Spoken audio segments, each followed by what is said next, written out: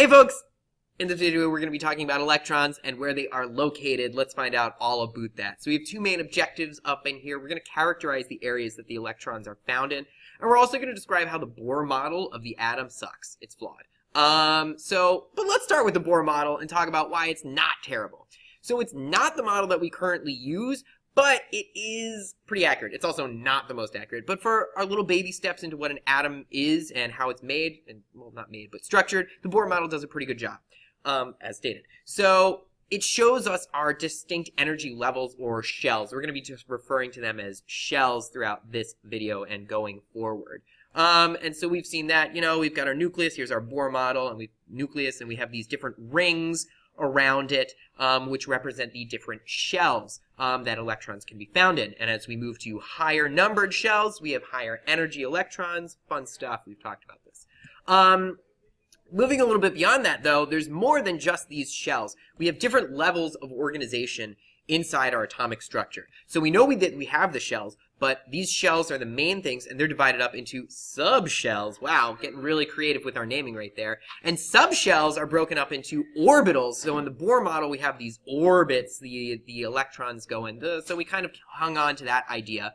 Well, each orbital holds 2 electrons, and each of these electrons has a different spin, and that's where we end our organization. The spin is just the spin, and we're not going to get too crazy on that. So let's talk about the shells first. Similar to what we've seen in the Bohr model, we have these different energy levels. And so the higher the number of our shell, this implies 2 things. This tells us, A, that this shell is further away from the nucleus. The first shell is closer to the nucleus than our second and third shell. And also that our energy increases as we move to higher numbers. So electrons that live in the 4th shell are going to be higher energy electrons than those living in the first shell. Going up means we're going further and higher energy. So yeah, if we have electrons living in the 4th shell, they're higher energy than those in the 1st shell. Very nice. And here's our Bohr model again, just showing us the different energy levels or shells. And here's a more realistic picture that actually shows us as we move from, we can just look at these numbers up front, and we'll understand more of this in a moment. But as we move from the first energy level to the second energy level to the third energy level or shell, we can see that our third shell is bigger, and if our nucleus is the same small dot in the middle, well, these electrons are going to be further away if they are in the third shell than if they are in the second shell. So subshells, what's the deal with those? What? So subshells are where things get a little bit complicated. We know that our shells are made up of subshells, but things get a little interesting there. So higher energy level shells, the second, third, etc., going up, they hold higher energy, or they are higher energy, and they also are made up of more subshells than the lower ones. So we'll see about that. There's 4 different types of subshells that we're going to be concerned with. First, we've got the S subshell, then the P subshell, and those are only found beyond our first shell. We've got our D subshells, and we've also got our F subshells, which we're not going to really get into in this video right here, but they're good to know about in general that they exist. Yay.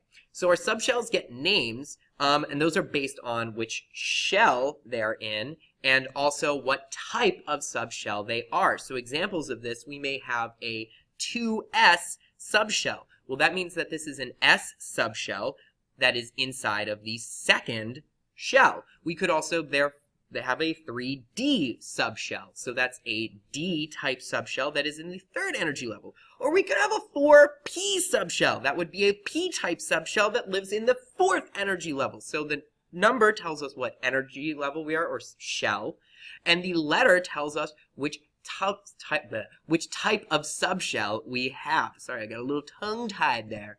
And so the subshells, we talked about this a little bit, are made up of orbitals, and things get much more interesting when we start talking about that and reconciling that. And so each subshell type has a different number of orbitals that make it up. Things start really simple with our S subshell that's only made of 1 orbital, but things get a little bit crazier after that.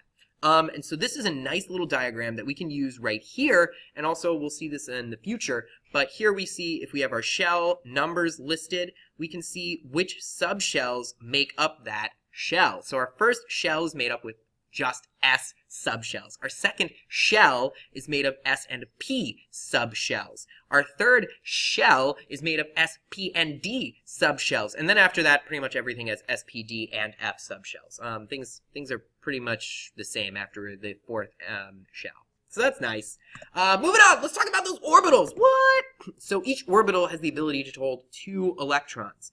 That's fun. And so these orbitals are kind of like diagrammy pictures. We're going to look at some in a little bit. And they tell us what area the electron is most likely to be found in. So there's about a 95% probability that the electrons that are inside that orbital will be in the little picture of that orbital that we've drawn. It's all based on mathematics, these shapes. They are generated through mathematical calculations based on probability. So that's kind of cool. It's not like somebody was just like, I think this is what an atom looks like. I'm going to draw a picture. No, they're based on mathy science, and that stuff is hopefully stuff we can trust. So each subshell, as referenced before, holds a different number of orbitals. And as we said, you didn't say it. Maybe you said it.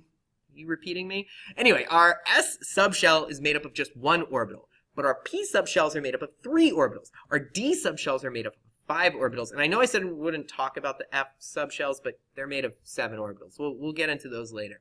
So we can see that things get more and more intense as we move to these higher energy, as we move up to higher energy shells, and there are suddenly many more orbitals that make up the subshells, that make up the shell. We're going to start, though, low energy, low shells, and keep it nice and simple. So our s subshell orbitals, they are found in every shell. Every shell has an s. They are spherical in shape, and they are made up of just 1 orbital. So every s subshell is made of 1 orbital and therefore can hold 2 electrons at a maximum.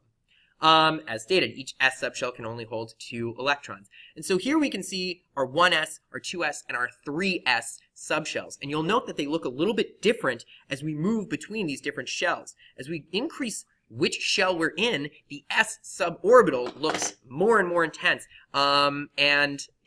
Basically the red regions are areas where we can find an electron. The white regions are areas where we're not going to find an electron.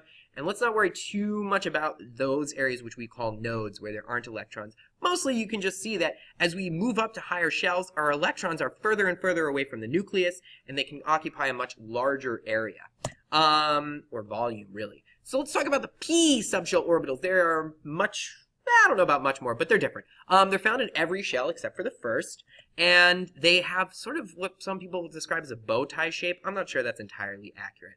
But each p subshell is made up of 3 orbitals, and these orbitals all look different. Each p subshell, because it has 3 orbitals, can hold a total of 6 electrons, 2 electrons for each orbital. And so you can see that, I don't know if you call this a bow tie, maybe like a really curvy bow tie, but they kind of have these 2 lobes, and they sit, if we draw some axes, right along some axes. So this one is referred to as a 2p x because it is along the x-axis. And this is our 2py because it's on the y-axis. And this is our 2pz because it's on the z-axis. So what does that 2p mean again? Take a second, pause the video maybe, and think about that. What is that telling us when we see 2p? Well, hopefully what you came up with is the 2 tells us, aha, this is in our second shell, or our second energy level, and the p is merely designating what type of subshell we are looking at. Cool. So let's look at our, and here if we put all of these fools together, mash them up, because all of these orbitals together make up the p subshell. This is what a full p subshell looks like, this weird lobe looking creature. So let's talk about our d subshells. My picture already came up. We can talk about them as we go along. And you can see that they are pretty interesting looking. They are like if we took 2p orbitals and mash those together, except for this one down here, who I think is really cute. But so the d subshells are only found in our third shell and beyond. We do not have a 1d or a 2d subshell. And so they have much more complicated shapes, as we can see, particularly our dz squared, this fool.